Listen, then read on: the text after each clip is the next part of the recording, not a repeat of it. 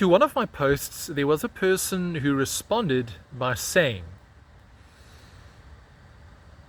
there's a place in Cameroon that is considered to be the place where the people called Abantu come from. Okay, even if you read A Long Walk to Freedom, Madiba writes in that book, and it's also his understanding of the world and of Africa, that the Abantu lived higher up in Africa and they moved down, and then you have the Abangoni, the Amaxhosa, and the Amazulu.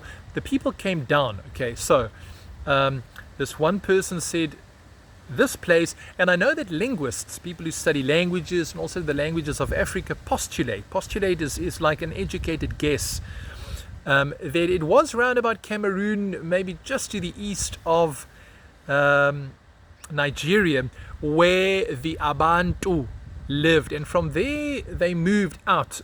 They moved over Africa, came down and went into different directions. So, of one thing, if this is true, of one thing I'm very sure if we talk about animals, and that is the people initially, before they started moving out, there's one kind of animal that they really had, and I have no doubts about that.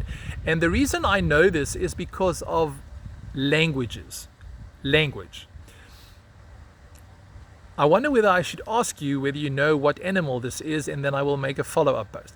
Let me not keep this from you. Let me tell you what animal this was. It is the chicken. I'm saying this based on linguistics. In other words, I'm saying this based on languages.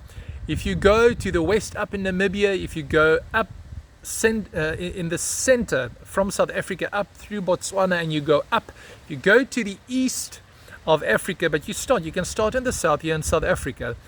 Ask the people what their word for a chicken is. In isiZulu, inkoko, in Sepedi, kgogo.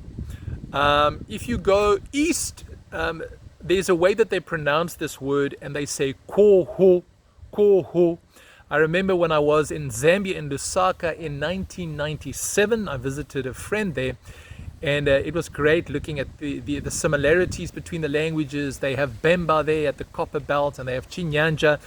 They have the Silozi language. It'd be so interesting to tell you a bit more about the Lozi language in the southeast of Zambia. A really fascinating language. But asking the people there about food and about meat, it was so interesting to find out that when they say chicken meat in the Chinyanja language, they say nyama yankoko. So this is really an animal that we can be sure, because of so many languages in various areas of Africa, that has a similar sound, and linguistically, etymologically, in other words, in the history of these words, if you place them next to one another, all of these sound similar, referring to the same animal. It is reasonable to postulate that before Abantu, before they came down, they definitely had that animal up there. Of course, there are others also. One would say cattle, and other animals one could add. But of this animal, I'm very sure that the peoples before Guamalandela, and I'm talking about the Zulu ancestry, before Guamalandela and those even before them, that was an animal that they knew.